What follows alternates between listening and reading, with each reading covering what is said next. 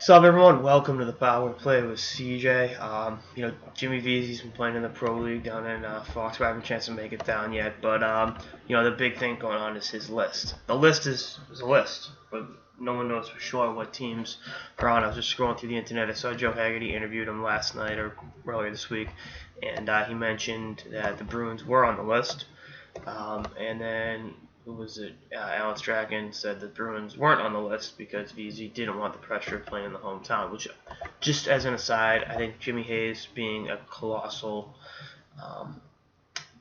lightning rod for criticism, and rightfully so. In fact, how poor his play was down the stretch kind of heightens the whole hometown kid can go awry, and I don't think anyone wants that to happen. So, again, personally, I think the Bruins are on his list. He said it himself.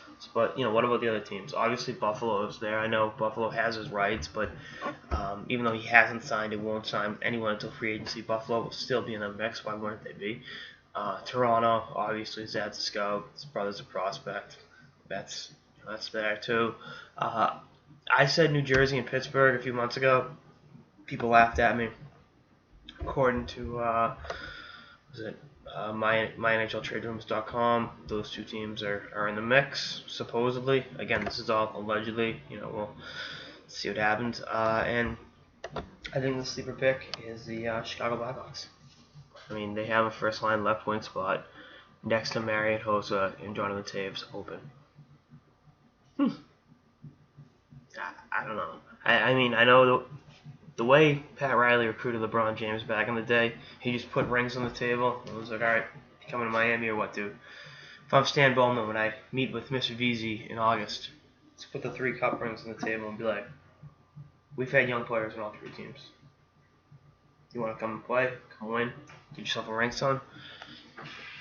Yeah, I think that would be the smart course of action, but, we'll see what happens. Again, it's always an intriguing go around this time of year with free agency, and a guy like Vesey should take his time. It's a big decision to make, and I know people are he didn't sign with the team's rounds. So shut up. He had the right to capitalize on a free market and took advantage of it. I mean, I think you'd be crazy not to. Although, I would have signed with Nashville personally. I think anyone that begrudges him and runs his name through the mud is an asshole. So, again, we're 1 month and 1 day out from when he can sign with a team not named the Buffalo Sabres. So we'll see what happens. I mean, again, I think if I was gambling right now, I still think the Bruins are in the mix.